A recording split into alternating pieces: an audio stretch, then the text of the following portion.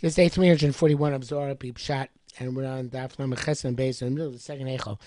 I like to say that I'm not 100% sure that Heichalos are definitely one above the other. That's the way the Sulam learns it, that we go from the lowest Heichal to the next highest Heichal. We're going from Heichal to Zika Malchus to Heichal of Yisoid, and from there to Hod, and so on, etc. From Netzach, no, from the Hod, and then to Netzach. But I'm not sure you have to learn the way, and it could be the Eicholos are parallel. They're categorized, but not necessarily one above the other. I'm going back and forth on this one, but because each one seems to have unique qualities, and but it does seem to go up.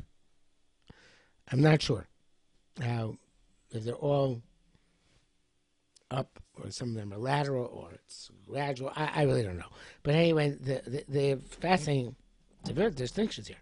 So, and we're in the middle of the Echol Tinyana, where it talks about the people there who are Bali Yisurin. And then it says, Lego Mehayechola, which, if you look at the beginning of the paragraph, it starts Echol Tinyana. It's the sixth line down. Lego Mehayechola, it seems in the same Echol, but more inside it. And in a core. There are all the people who are Mekadesh with all their strength, the name of Akash Baruch Hu, by saying of Asibu, they respond, Yehei Shmei Rabban Vorach B'chol Chelo. The ones who say Yehei Shmei Rabba with all their might, which of course we know is a tremendous madrega, to say that with tremendous kavana, and evidently they are Mekadesh Shem Shamayim in a way which is similar to the people who are, as they say, are suffering, and all sorts of Yisurin, and are still praising Kosh Baruch Hu, and still never negating their daily tefillah. And here we're saying that there's these people who are only are, and again, Kol doesn't just mean you say this. Obviously, you have to lead an exemplary life in the rest of your life as well. But they have this idea of Kiddush Hashem to an even greater extent. They're innermost in this Heichal. And that light, which includes all shades, all aspects, nor alone illuminates them. And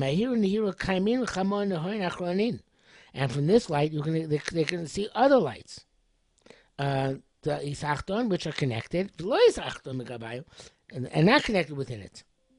In other words, if you have this perspective that Yesh Meirav Vorach with all your koyach, so then you can see the bracha b'Hashem in all sorts of different aspects, right? So the Vilaminin, and above all the, in other words, just like we had the first Heichal, the Ovadia and Unklus as the paragons, the ideals, the leaders of the Heichal. Here it's Mashiach. He comes in among them. Obviously, these people who are Mekadesh Hashem to this extent, they are worthy of connection to Mashiach. And he comes down to them. Even not to and he takes people from this Heichal, and and brings them to the third Heichal. There are people who suffered even more.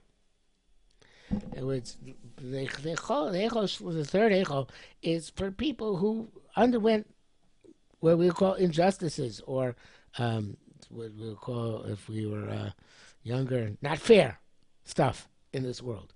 And the V'choyna darkei bei Rabban lo yishlim yomin. Tinokash beis Rabban who did not live long lives. It's people who had tremendous potential in this world and were not able to perfect in this world. So it's telling us, don't think that they are lost. Don't think that they don't get compensated. No, on the contrary, they're at a much higher level. The people, there's compensation. The yesh din v'yesh dayan. The people suffered tremendously in this world. People did not get to complete their mission in this world. They go into the third Heichal. And again, with the idea that they're above the first two Heichalos. And even the asin al chorbe mikdasha. Now we're going to see in the fourth Heichal, even higher madrega this, but all those are those who have anguish on the destruction of the Beis Hamikdash. Evidently, there's true anguish in this something which has to be compensated. But and they cry, they shed tears on it. Kulun kaim ba'echola, they're on this Heichal. V'yu menachemlon, and Mashiach, who went out from this, brought people from the second Heichal to this Heichal, he himself came to the second Heichal to this Heichal, he's menachem them. He consoles them. And obviously there's a connotation here also that they're consolidating Olam HaNeshamos. The ultimate consolation, of course, is Bias Mashiach, when this world is rectified. But Olam HaNeshamos, they get this consolation. And he takes these people, it goes into the fourth Heichal. The Taman Koli Nun Toli the Sharamin of the Avodas Kochavim. And here are the people all die Kiddush Hashem. V'Yushayu Bachi. And he starts crying with them. Even in the mess, there's crying. It's a shocking thing. There's crying. V'Yushayu Bachi. Kadein Kohen and sin of desire David Kulan Achidam Beim Nachmimei. And here all the Nisim from the descent of David, they're all here, and they all represent obviously the proper leadership in this world, which hasn't yet come into fruition, and they too are part of they require consolation, and they are kind of console those who were part of this Kiddush Hashem of being killed in the process of eventually coming to the proper leadership in this world. Okay, we started the Heichal Reveal. This is just tip of the iceberg, so to speak. We'll come back to it tomorrow.